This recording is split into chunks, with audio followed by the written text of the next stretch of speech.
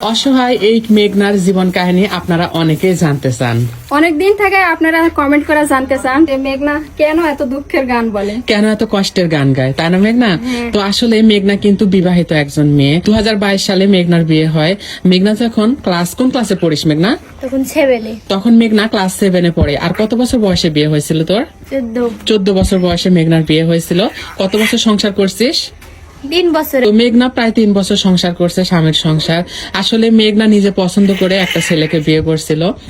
আর মেঘনাদের পারিবারিক অবস্থা কেমন আপনারা সবাই তো জানেন, তাই না? তো মেঘনা যে পরিবারে বিয়ে করছিল তার চাইতে একটু ভালো, তাদের পরিবারটা একটু ভালো। কিন্তু আসলে মেঘনাকে যৌতুক দেওয়ার কথা ছিল মেঘনার বাবা মায়ের। তো মেঘনার বাবা মা দিতে পারছিল না তাকে যৌতুক। আর এই যৌতুক না দিতে পারার কারণে মেঘনার স্বামী সবসময় মেঘনাকে, শাশুড়ি স্বামী সবাই নানান রকমের কথা বলতো মেঘনাকে। যৌতুক আয়না দিলে তারা ইনকাম করবে, মেঘনাকে খাওয়াবে।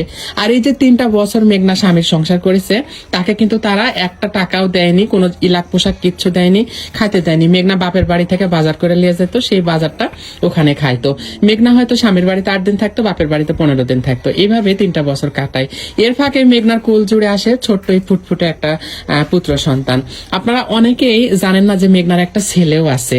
মেঘনার 3 বছর যখন হয়ে গেছে, বাড়ি থেকে প্রচুর চাপ দেয় হচ্ছে যৌতুকের জন্য, তাই না মেঘনা?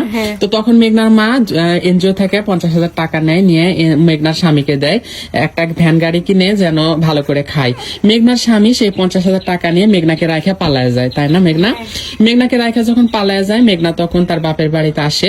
কোনোদিন খায়া থাকে না খায়া থাকে, তখন আমি দেখে মেঘনাকে বলছিলাম, মেঘনা তুই আমার বাড়িতে টুকটাক তোর কাকির সাথে কাজ করিস, তোকে হয়তো বা 2 বা 3 বেলা খাওয়াইতে পারবো, একটু টুকটাক বেতন দিব। আসলে আমারও তো ওই অ্যাবিলিটি নাই যে একটা মানুষকে পরিপূর্ণভাবে পালার। তারপর আমি চেষ্টা করি সবসময়, তাই না তুলি?